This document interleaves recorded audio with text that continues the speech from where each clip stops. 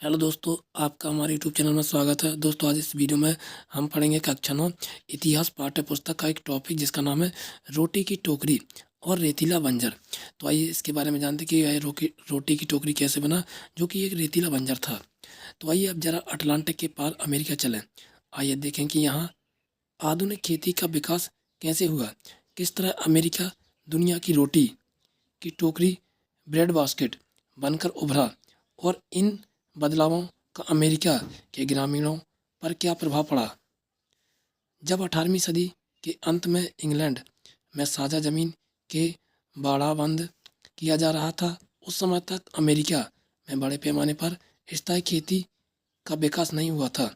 यहाँ 80 करोड़ एकड़ भूमि, यानी आप अंदाजा लगा सकते हैं कि 80 करोड़ एकड़ भूमि जो थी वो क्या थी, एक जंगल थी। जहाँ पे क्या थे, जंगल थे। 80 करोड़ एकड़ में क्या थे, सिर्फ जंगल थे। और 60 करोड़ एकड़ भूमि पर सिर्फ घास उगती थी। यानी इतनी बड़े पैमाने पर कोई भी जमीन जो काम की नहीं थी। चित्र 5 से आप उस समय के प्राकृतिक हरियाली के बारे में अंदाजा लगा सकते हैं। जैसे कि आप इस चित्र में देख सकते हैं कि यहाँ पर इतने बड़े पैमाने पर सिर्फ क्या थी, जंगल थे। और क्या उगती थी, सिर्फ घास उगती थी। इसके अलावा उपयोगी जमीन कुछ भी नहीं थी।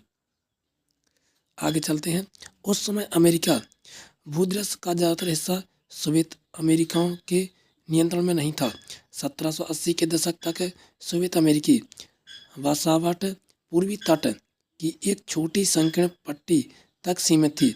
अगर आप उस समय अमेरिका की सैर पर निकलते तो आपको जगह जगह अमेरिका के मूल निवासियों के बड़े बड़े समूह मिलते।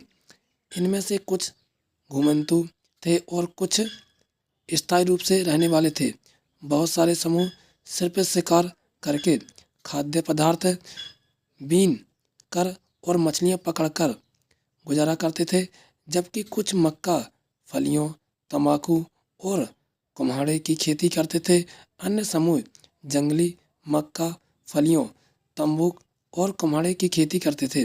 अन्य समूह जंगली पशुओं को पकड़ने में माहिर थे और 16वीं सदी से ही वन बिलाव का फर यूरोपीय व्यापारियों को बेचते रहते थे।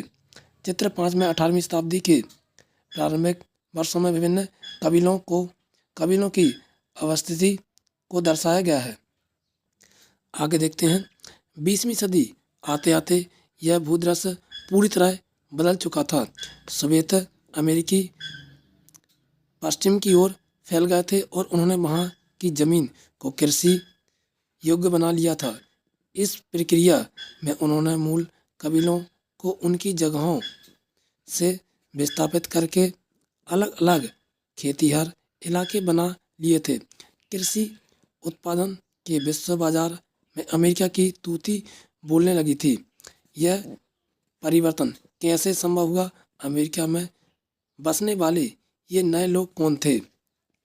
खेती के इस प्रसार से अमेरिका के मूल निवासी यानी इंडियन मूल के कबीलाई समुदायों के जीवन पर क्या प्रभाव पड़ा?